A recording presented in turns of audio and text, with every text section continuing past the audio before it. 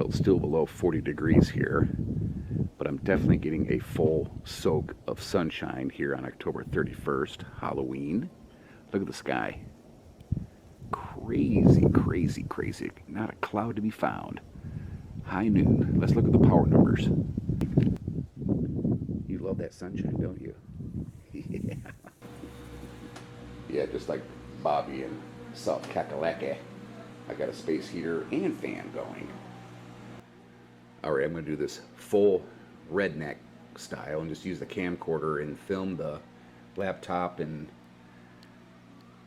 classic monitor deal here for all three arrays. Pulling in about 4,200 watts. House is consuming just under 2,000. Almost at a full charge, too. Sweet.